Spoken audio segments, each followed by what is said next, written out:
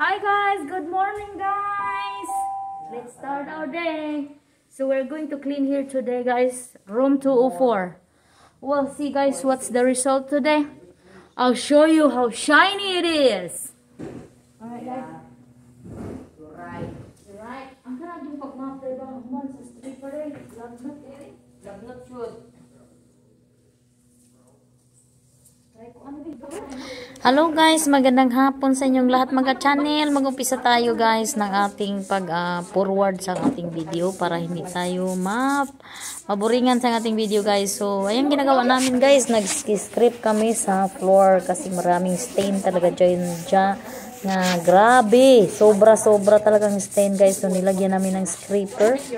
Yung scraper na tinatawag niya, parang aceton siya na style mga channel na ibabad mo lang dyan. Pero hindi siya aceton ha.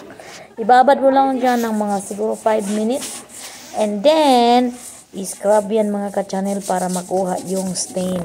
So, makita niyo yan mamaya mga ka-channel kung ano ang result. So, I'm thankful for this work mga ka-channel dahil naki-experience tayo na ganitong klaseng trabaho na kaya na natin for almost a year na mga ka-channel. So, trabaho namin dito mga ka-channel for 2 days is these 2 months na vacation mga ka-channel. Nagtatrabaho kami everyday 10 hours.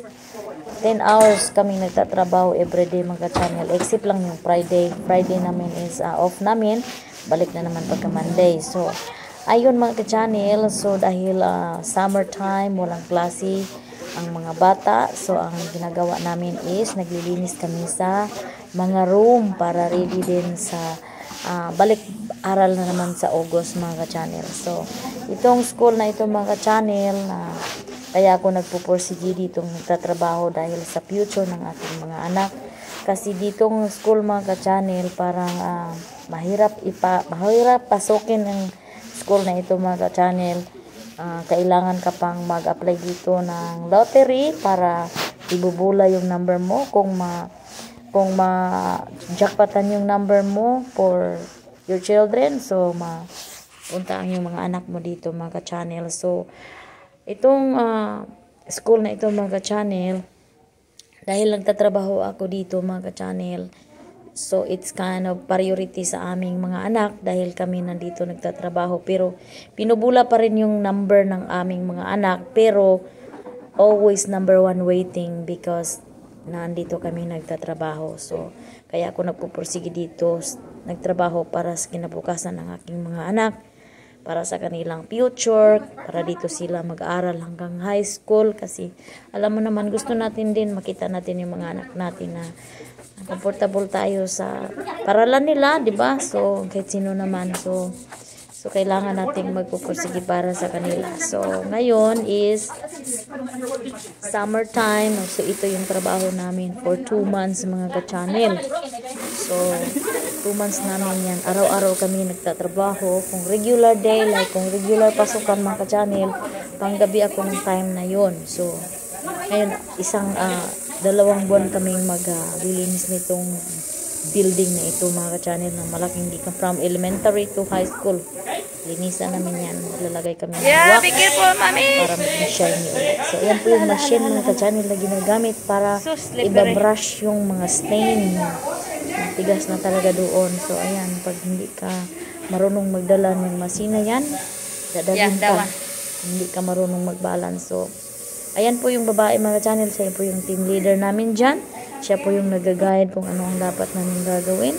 So siya yung naglaging nagdadala ng masina yan kasi parang talagang siya lang ang siya lang talaga ang makakaya niyan kasi mabigat kasi mga ka-channel. So ang hirap dalhin, sumasakit yung elbow mo kung ikaw lagi ang dyan. So lagi namin sinusunod yung ginagawa niya kasi pag hindi mo susundin, parang magstistick yung magtitigas yung nilagay na chemical sa simento mga ka-channel. So kailangan namin sundin ng bucket para lagyan ng tubig para hindi siya magtigas doon. So ayan mga ka-channel, so ayan po yung si TJ, kasama ko lagi sa trabaho.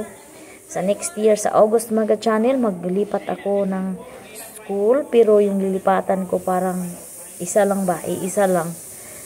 Parang company lang kasama lang. Parang isa lang ba? North Bay Haven and Bay Haven. So, doon ako sa kabila magtatrabaho during a day naman ako mga ka-channel. So, hindi na ako pang night.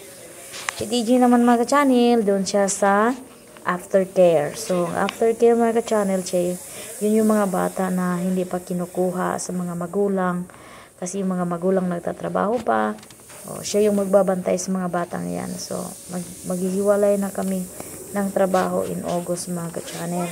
Kasi nandun na ako sa kabilang side. Pero isa lang yan ang company namin. So, ayan mga ka-channel, yan po yung trabaho namin araw-araw.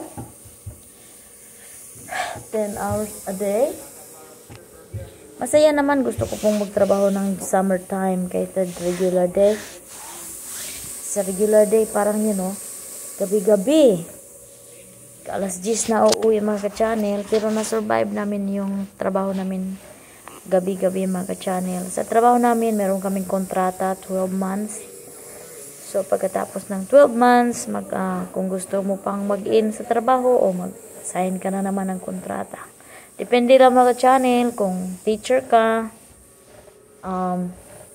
Kung teacher ka dito, siguro 10 months lang. Tapos kung nasa kitchen ka, siguro 10 months lang din. Kami lang mga kustudyan mga channel na 12 months kaming nagtatrabaho.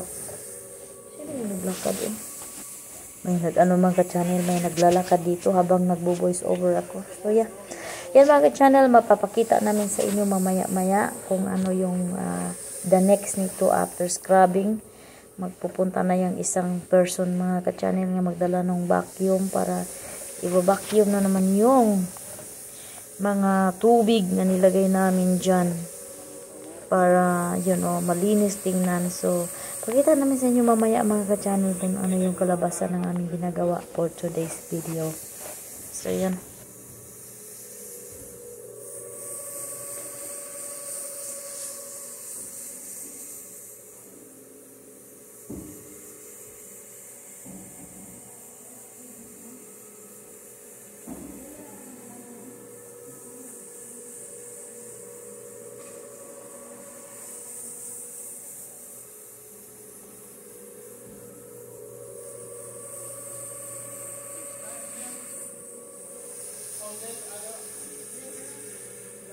Water and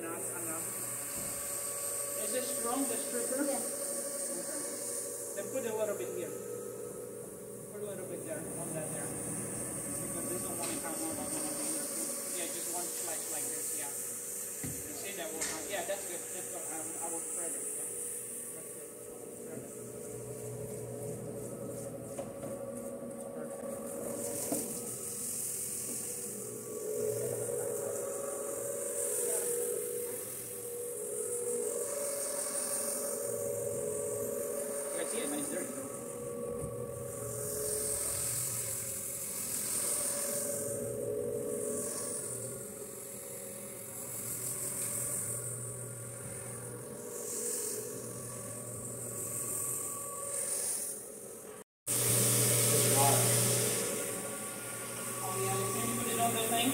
Ayan, masin mga ka-channel. Nagdala ako niyan one time mga ka-channel. For the first time nagdala ako dyan. Parang natapon ako mga ka-channel. Pero natuto din sa katagalan. Pero meron talaga kong isang masinda na gusto ko siyang dadalhin. Pero yan, di ko yan kaya. Mabigat yan. So, ayan mga ka-channel. Pag hindi ka marunong magdala niyan, itatapon ka. So, ayan po yung natin mga ka-channel. Vacuum machine. Nagdadala, sinusuyok yung tubig para ilagay dyan sa malaking ng machine para makita natin kung ano kalinis ang ating ginagawa for today's video. So, sinusundan din namin ng clean water para final na siya mga ka-channel, final map before lalagyan ng tawag nito, wax, yung para pa-shine ba, makita mo talaga kung gaano ka-shine ang ating gawa ditong room na ito kasi ito yung pinaka maduming room mga ka-channel kasi nag-stain na talaga yung mancha ba, alam yung mancha mga channel. So ayun mga ka-channel, papakita namin mamaya sa inyo kung kung matapos na lahat, napakita namin sa inyo ang kalinisan at saka yung nilagyan na siya ng wax pa. So makita mo talaga kung before and after sa aming ginagawa po today. Sa ngayon, naglalagay pa kami ng kinuha pa namin yung mga dumi-dumi sa gilid para makuha dyan sa vacuum na yan, kasi pag naiinom siya, hindi kasi din makuha sa vacuum sa gilid-gilid, so kailangan namin i-sweep kunin namin yung tubig pa sa gilid para okay ba lahat, clear lahat, malinis lahat. So ayun, isa na yan, ready na yan for mopping. Ngayon mga channel, papakita natin sa inyo mamaya kung ano yung result ng ating ginagawa natin today.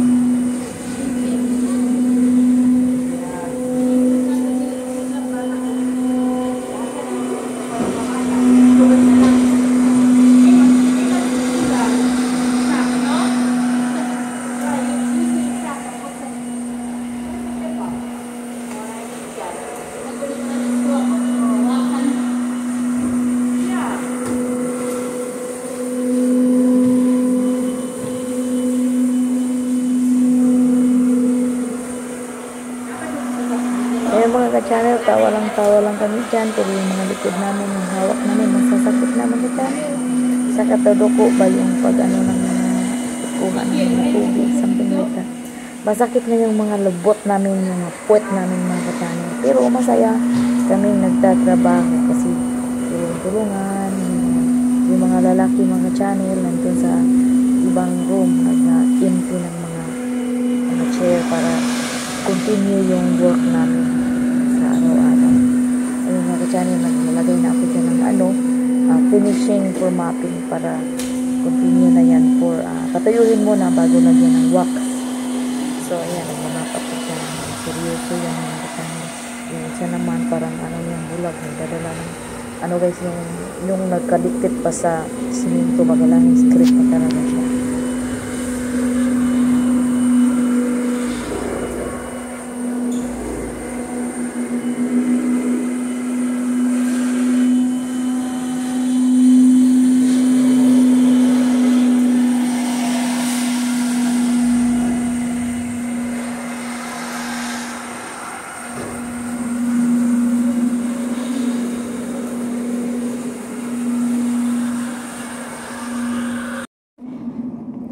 Ayan ang mga ka-channel, tapos na yan, kinukuha na namin yung tubig, tapos na yung map, tapos na yan talaga yung malinis siya mga ka-channel.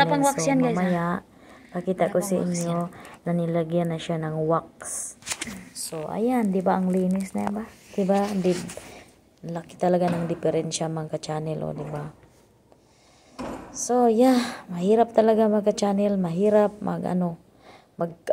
tawag nito, paglagyan mo ng kailangan talagang sundin kaagad para hindi tayo maapas ng pagtuyo ng guys, ito na po yung resulta ng aming so yan lang muna ang ating video for today mga channel. I hope you guys na-enjoy ninyo ang pag-watch ang ating video for today, and I hope you guys have a wonderful day. Thanks for watching. Pa ako ng vlog kung maka-wax na ito, pero I'll try my best guys, pakita ko sa inyo.